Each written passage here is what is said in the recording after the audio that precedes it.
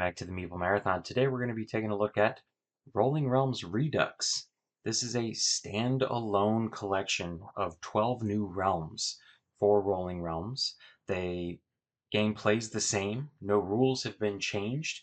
Rolling Realms Redux does come in a larger box, so it's going to enable you to store all of the content from the original Rolling Realms, all the mini expansions they've come up with, plus what comes in this box. Now, before I get into my opinions on this particular version of Rolling Realms, let's just dive into the box and see what you actually get with this new game from Stonemaier. All right, so here we have our Rolling Realms Redux box. You can see it is pretty much the same footprint, but it is a lot thicker. This is going to enable you to store the cards laying down like this on their sides. Rolling Realms Redux also comes with a nice set of dividers, so you can keep your separate player color cards separate. Now, you're going to get a new set of dice. A lot of what you're seeing here is me already having combined my original Rolling Realms content into the box. So you're going to get two new sets of dice, a whole new set of markers. So if you have the original set, you now have, I think it's close to like 16 markers, whole new set of these dry erase things. I haven't even opened this one yet. You also get this really nice travel box. This is currently empty at the moment, but this is big enough to hold several of these cards, even some of the markers. You could squeeze some dice in there. The dice don't fit great in there, but honestly, these are ridiculously oversized. If you plan to travel with Rolling Realms, I would either use a dice app on your phone or just find two smaller dice. But this is a nice touch. Not only is it here for you to make use of, it says here that you can store up to 50 cards, 2 markers, 2 erasers, and 2 dice. So there you go. But this serves as a great, kind of doorstop for the cards, so they don't just slide down and get all mixed up. There's even a little section way back here in the back for your solo modes, and this Rolling Realms Redux does come with a solo mode. So let's zoom in here and take a closer look at the actual realms that come with Rolling Realms Redux. So with Rolling Realms Redux, you're going to get 12 new realms. These represent 12 additional board games that actually exist in the real world and are not part of the Stonemaier Games game catalog. So essentially, they took what they could have made as little mini expansions and combined them all into one big box. So in alphabetical order here, we have Ottawa, I may be mispronouncing that, Dog Park, Flamecraft, the Guild of Merchant Explorers, Legacy of You, Meadow, Planet Unknown, Poker, which this is, just standard poker, Rock, Paper, Scissors, which some may argue that's not a board game, Spaceship, Tidal Blades, and Wonderland's War. You also get two additional sets of your resource and your round tracker cards. So that's what comes in Rolling Realms that is different from the original and all the expansions is these 12 realms here. We're also going to get a new solo mode. So this is different from the mini golf and then the Realmiverse solo modes that are already out and already exist. So this just gives you a new way to play the game solo. It feels like you're playing kind of competitively against someone. This actually represents a soccer match in a way, or a soccer season, with your individual rounds of Rolling Realm being the, here I can see that I forgot to wipe off my dry erase from my last game. So what you're going to be doing here is going through 1, 2, 3, 4, 5 weeks, and you can see that you play a different team each week. So you against B, you against A, you against C, you against A again. Each week they're going to get some additional bonus percentages of resource stars. You're also going to, based on a die roll, determine how many goals are scored for the other two teams you're not playing. Now, it doesn't matter whether you win or lose. At the end of the season, you just want to have scored more goals than your opponent. So how do we go about scoring goals? Well, that's simple. You have these 3 cards, that are laid out each time. And depending on the realms that you randomly draw, you're going to look on here and say, all right, if this, if I say, for example, put Wonderland's War in the left slot, I'm going to look and I'm playing against, say, C, which we know in week one we're playing against C. We look here and we say Wonderland's War is going to get 4 stars. There's no bonus modifier for C. So we would fill in 4 stars here. And then let's say our next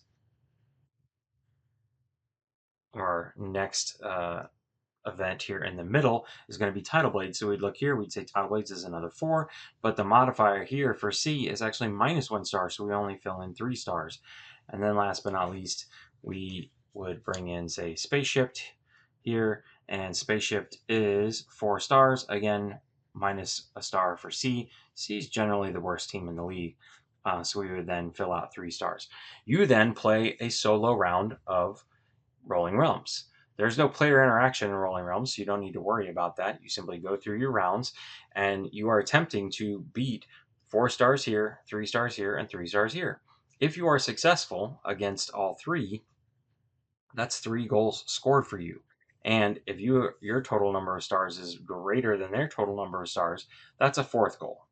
Now, you could split. You could say beat them on 2 of the cards, but completely whiff on a third one, and maybe they beat you in overall stars. That's 2-2. You've each scored 2 goals. It doesn't matter whether you won or lost. You just move on at the end of the season. Hopefully, you have scored the most goals. If you do, you can move up in league rank. That just makes the game more difficult. You actually are going to start getting less turns. The modifiers for the other teams who you're not playing is going to make your life more difficult. They're going to start scoring more goals, things like that. But it is really nice to just have a set goal. Generally, when you're playing against someone, you can see them start to grow in stars one area versus the other. This just gives you all of that information at the beginning, but it does give you a benchmark to try and meet and exceed on these 3 individual games that you're playing. But if you've heard my reviews on Rolling Realms before, you can't, it's impossible to get like a full 6 stars on each card. So you're going to have to pick and choose. Where do I go for? What do I want to be most successful on? Maybe this one, it would be, I'm going to really go hard on Wonderland's War and Tidal Blades, and I'm going to be okay if I don't win Spaceship or the right flank, left flank, center flank, right flank. So it's a very interesting mechanic. It is a little fiddly. I'm just going to say that right now. I'll give you my opinion on it. And it gives you these cards here, which have the stars that the AI is going to score for the game, for the actual realms in this box. But on the back of the rulebook here, they have every single realm to date. And so if you're wanting to play some of the original Rolling realms or any of the mini expansions, you would simply just reference this instead of this card here. You still look to the card for the modifiers, and you're still going to write in the stars at the bottom. That's the only difference. So what are my thoughts exactly on Rolling Realms Redux? I actually just looked it up between cuts here. Redux actually means to bring back to life. So in a way, I was wrong earlier. It does not mean to redo. It just means to reestablish or bring back to life. And I think that's exactly what they have done here. They have brought Rolling Realms back into the forefront of people's minds. I think one of the biggest reasons that Rolling Realms wasn't staying higher up on certain lists was because the mini expansions they're actually kind of hard to find. I know personally my friendly local game store does not carry them, or they carried them for a little while, the first few, and then they've just kind of fallen off the radar unless they're like hiding somewhere in the store that I don't know about. Very few online marketplaces have them. Really, the only definitive place to go get them is Stonemeyer's website, which they generally have them in stock. But this is bringing Rolling Realms back to the spotlight for a lot of people. Now, I'm going to tell you the 2 things that I think could have used some work. One is the compendium here. So the compendium is basically covers every single realm to date, and you can see it here. It just it's in alphabetical order. You go through and you it tells you your usage, the scoring, how the scoring happens, and then if you're playing with the risky rewards module, it tells you how that affects it as well. It's nice to have, and I actually was using it a lot at the beginning, but I found that there's not much information in here that isn't already on the cards. So I started just reading the cards more closely. I really wish there was examples of how someone would go about filling out the card, say the first three rolls. I know that would take a lot more, that would become a lot bigger, but at the end of the day, I feel like this fell short of being, really truly answering a lot of my questions for some of the really difficult uh, realms or cards. So um, that's kind of gripe number one. I'm going to segue into one that is kind of a mix for me before I come back to my gripe number two, and that is this version is definitely, the realms are definitely more difficult than the original version. Now, that can be a good thing or a bad thing. If you are happy with Rolling Realms and you've played Rolling Realms a lot in the past, then this is exactly the next step you want. You're familiar with the mechanics and you want something that's going to test your brain burn a little bit more. You're going to want to pick this up because these are easily some of the hardest ones I have seen to kind of wrap your head around, to figure out and be successful with when it's random die rolls. Like, for example, Wonderland's War, which I think fits the theme well. They did a good job of taking Wonderland's War and condensing it onto a single dry erase card. It's still a very difficult card to score on. So take that for what it is. I've been playing mostly my Rolling Realms games here solo, so I'm obviously trying to hit a benchmark. But for others, this may just be too difficult for them to wrap their head around. So if you're just starting out with Rolling Realms, if you want to get other people involved, I would not start with the Redux box. I would start with the original Rolling Realms content, and which are much more straightforward, much more easy to wrap your head around the realms, and go from there. So again, that's kind of a mix. That these were much more difficult. They're still very creative. They're still very representative of the games, but I would not make this your jumping off point. My other gripe, and this is not really a gripe, this is getting kind of picky, but I honestly wish that Rolling Realms Redux had been uh, uh, the Rolling Realms Publishers Collection number one, with a hope that Publishers Collection number two would be a boxed set of all the expansions. Like I've mentioned before, the expansions come in little blister packs like Pokemon cards or baseball cards or something like that. And in my opinion, they're a little pricey for what you're getting: one, two, three, four, five cards and a rule set. And that's basically it. Um, when you go and buy a pack of Pokemon cards at the store, they're $5 and you get like 10 or 12. Now I know this is an entirely different game, but I have not completed my collection of Rolling Realms because the expansions are hard to find and, in my opinion, are a little pricey. I would love to have seen them taken all of those and just put them into a Redux style collection like this one. So, all of my gripes aside, let's get to some of the positives of Rolling Realms and why you may want to purchase this game in particular. I mentioned this before, but I think all of the realms, these 12 new realms, are very creative and they do an excellent job of representing the board game that they are based upon. Now, I have not played every single board game that is represented in a realm, and some of these, like Spaceship, I'm not even sure is a real board game. And then there's things like Paper, Rock, Scissors, and Poker. Poker is actually one of the more difficult ones. You want to try and do everything. You want to try and get this perfect river going and these really nice sets of hands, and then kind of cash in to get your money or your stars. But it doesn't work. Poker's one of the tougher ones, but is very interesting. Most people can figure that one out.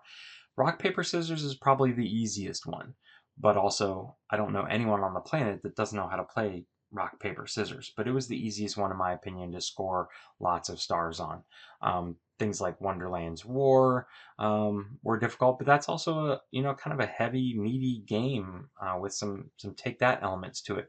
That one's pretty swingy as far as luck is concerned. Anyways, I'm not going to go through each one individually, but I do think that is a bonus of this box is the variety of 12 new cards. Also, the solo mode, the soccer mode, it is a little fiddly. Having to write down the scores for everybody, keep up with all the scores, do all the tracking. It's a kind of a 5 season, so you're essentially saying playing 5 back to back to back games. You can put it away. You don't have to keep it out on your table. But beyond the fiddliness, I really liked how this gave me a varying degrees of stars I had to try and obtain to beat someone else. I really felt like I was playing head to head against an individual person. Scoring again was a little different in this regard, but at the end of the day, you are just trying to, say outscore your opponent if you're playing head to head and say 2 out of the 3 realms each round. You do that 3 times and you're generally successful. So that's what this kind of felt like.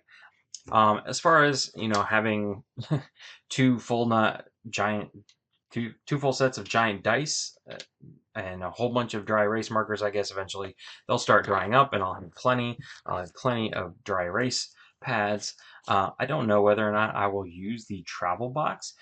The box is really not that big to begin with, and eventually it's going to get in the way, hopefully, of me expanding my collection.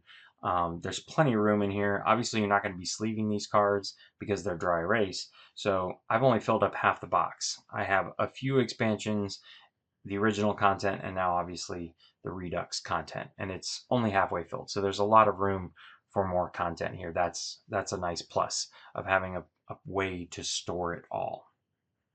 So in general, who's this game for? Who should pick this up? Well, if you're a fan of Rolling Realms, this should be a no-brainer for you, especially if you really enjoyed the original core box and are like me and didn't really keep up with all the expansions. This is a great way to get 12 new realms, to get a ton of variety for game night, and give you an ability to kind of future-proof your storage solution.